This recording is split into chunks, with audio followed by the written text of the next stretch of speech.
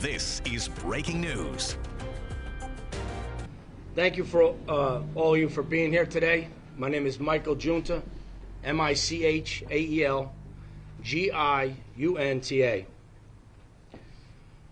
Just want to let everybody know right now in the city of Newark there's a 2-alarm fire going on, and I just want everybody to come back safe, and we're here to protect the city no matter what.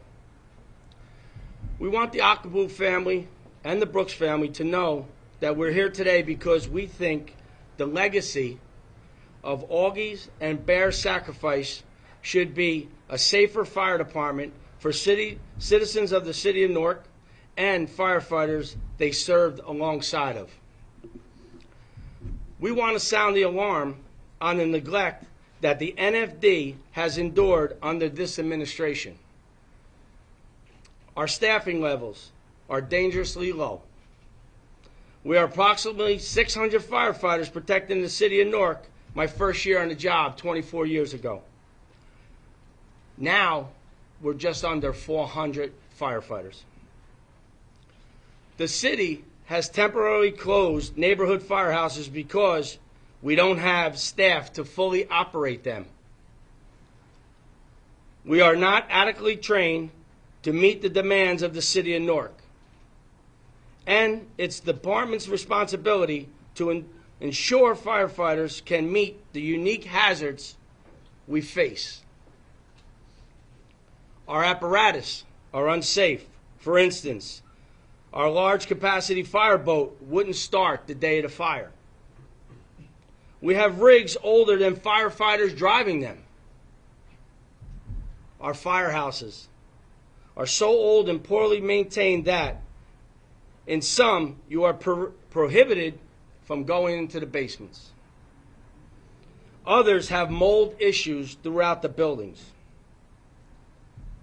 The bottom line is, this fire department has been neglected. Now, I'd like to introduce my co-partner, Captain Anthony Tarantino, the president of the Newark Fire Officers Union. Good afternoon. My name is Anthony Tarantino, ANTHONY-TARANTINO. I am a 34-year veteran captain of the fire department. I've been the union president for the last 12 years. We are here today to talk about the systemic and historic problems with manpower, training, apparatus, and firehouse conditions.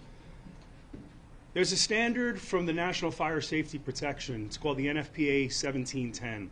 It requires that the city has a standard for fire suppression. This standard not only goes into manpower, but it goes into annual reports of training that is supposed to be done. I have never seen one of these annual reports. Also, the city staffing for firehouses should be, with a density population of this size, 1 fire captain and between 5 and 6 firefighters.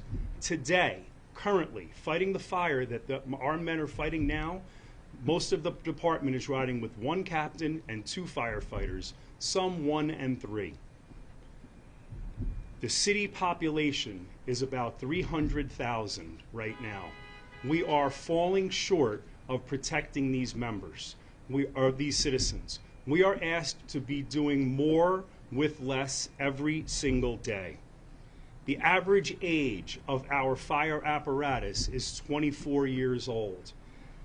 The average age of houses are more than 60 to 70 years old. We have firehouses that are more than 100 years old. I'm sure that the fire chief is aware that there is a standard for NFPA, which is 1405, which covers shipboard firefighting training from land-based fire departments. Where is that report for the city of Newark? The city of Bayonne, smaller city right next door, has an SOP that they have published to their entire fire department. Where is ours? With that, I'd like to hand over back to Mike Giunta for more comments.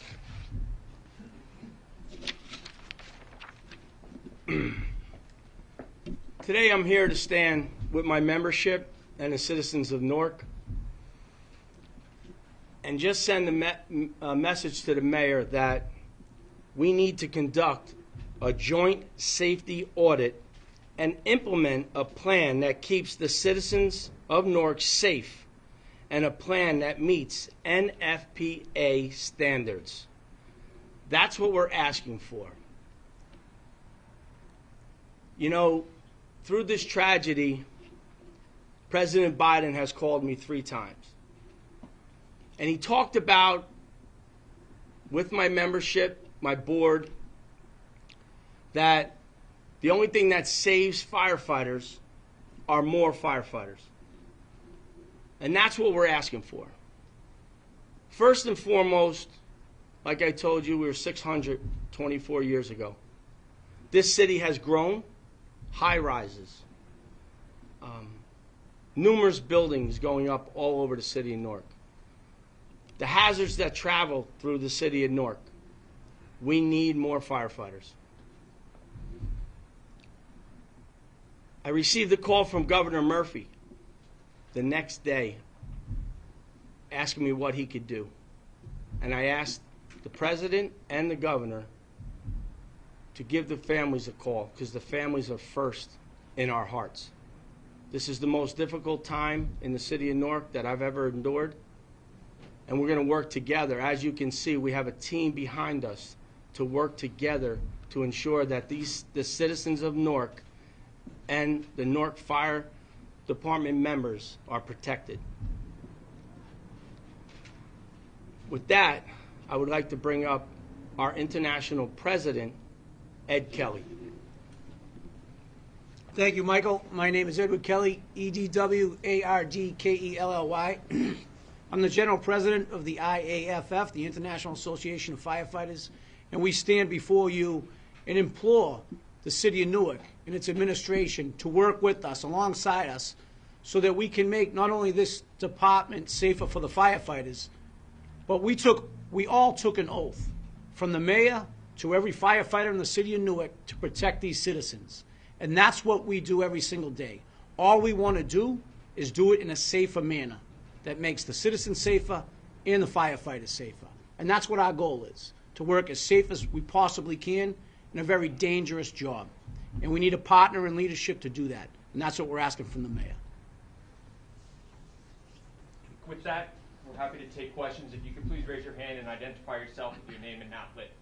Michael Anthony Johnson, Channel 7 Eyewitness News. All the things you asked for, how would that have changed what happened here last Wednesday, if at all? Well, let me say this. What we've asked is to sit down in partnership with the mayor to conduct a joint safety audit so that we can look at all of the deficiencies within the NFD. And had we done that, say, a year ago and implemented the recommendations in that safety audit, we would have had better staffing. We would have had better training. We could have pre-planned fires at the port, etc. That would have created a safer work environment. We may have had a totally different outcome at that fire had we done this a year ago. Okay, but shouldn't the Port Authority, who brings in this dangerous kind of loads of stuff, shouldn't they have some level of responsibility and training and telling you about these cargo boats, how they're made? None of them are owned by U.S. citizens. They're all internationally coming in here. They're all different. The schematics, the understanding of what the firefighters are doing. Shouldn't the Port Authority be the one that's kind of told you and trained you for this kind of thing? The Port Authority would have to be partners in that training. But the responsibility lies with the department itself, the city administration, to ensure its firefighters are adequately trained to respond to the high risk that the Port of Newark presents the city. Christine. Yes, Christine Sloan with CBS 2 News. Thank you. I want to ask you, we've asked the city of Newark, when was the last time they had training for fighting fires on ships? They couldn't give us an answer. As a union, do you know when you have this kind of training that the Port Authority claims it gives your firefighters annually or possibly twice a year? When was the last time they had this? And I have a follow-up, please. So the department does provide notices that go out throughout the year. Most of the notices are tabletop, and pieces of paper that we're supposed to look over. The last training that I looked up that was done with the port, there was one battalion chief that was sent down there on one tour, one day. There was no full-scale fire department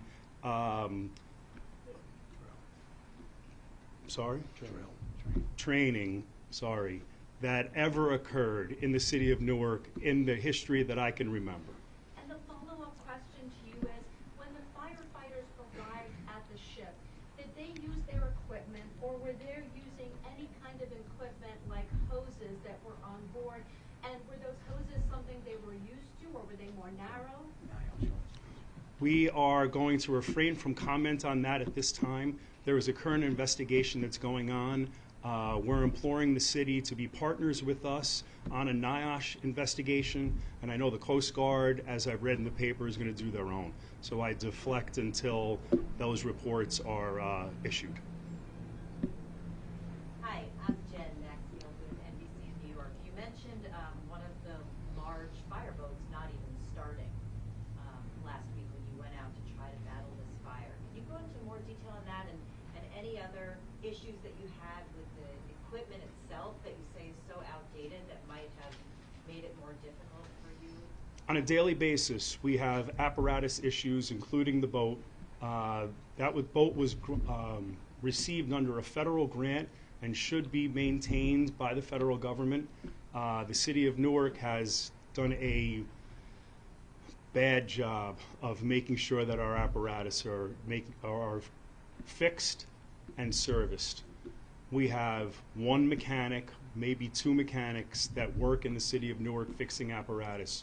On a daily basis, we have apparatus that are out of service. We have apparatus that are 30 to 40 years old that are sometimes being used as frontline. The staffing issue comes from it. 6 Engine, yesterday, one of the busiest companies in the city, and still today, has been browned out, not because of manpower. Everybody came to work. It's because the fire engine doesn't work. Antoine Lewis, Fox 5 News. Michael, there were 600 firefighters 24 years ago. Newark is the largest city in the Garden State. Can you tell us about conversations you've had with, whether it's this administration or the prior, about trying to grow the number of firefighters to meet the demand of the city because of the population? So yeah, I will tell everybody that I took over as president 6 months ago. I was vice president prior to that, a year and a half ago. I know Captain Tarantino presented them with a plan for firefighters. Over the last 24 years, going from 600 to under 400 is no good, you understand? I know I've had conversations since I've taken over, you know, nothing in writing, but where I'd like to be in the near future. We have 9 recruits in the academy right now. There's an active list that we can certify people right now. I asked the mayor to make this happen right now. I had 11 people retire June 1st. I have 80 vacancies right now. And even with the 80 vacancies, I'm still not up to standards. And I think Captain Tarantino can elaborate a little bit more on that plan. Thank you. Approximately 4 months ago, we saw a deficiency within the training division, and we requested a complete overhaul of training. Currently, there is really one deputy chief who is overworked and understaffed running the training division. There are a couple of people on detail in the training division now only helping with the new recruits. As soon as the new recruits are done, they'll be back in the firehouse. The plan called for a separate deputy, separate battalion chiefs, 12 captains to run an entire training division where we would be able to open and keep our doors open 24 hours a day. We could do night training, any type of training, and also include other departments to train with us. So far, that request has fell on deaf ears. How frustrating is it for you? It's an emotional time right now. I wish I wasn't here. I wish we didn't have to do this. Liam Quinn with the Record. Can you tell me a little bit about what the process is to hire a firefighter, sort of how long that process takes, how frequently you're able to do it, and how the city can maybe improve that process? Well, we all know we were hit with COVID in 2020, right? And that put a little damper on everything. It starts with Trenton and United Civil Service putting out a test, okay, which is, I don't know if they're at full capacity yet. Starts there. We put out the test. Once the test process is done, then the chief will call and the administration will call for firefighters off that list to be certified. Then there's a process that they got to go through, a background check. They got to go through all the background checks, and then they got to do a physical. Then they're put in the academy. If I had to guess, the process back in when I was hired was about a year. I'm going to say it's a little greater right now because of the challenges that we have. But what I will say is there is an active list right now. And I ask the chief to please, for our safety of our citizens and the safety of our members, as soon as this class is done, put as many as you can in right away, and we will assist with that, however we have to. Michael, the question has come up.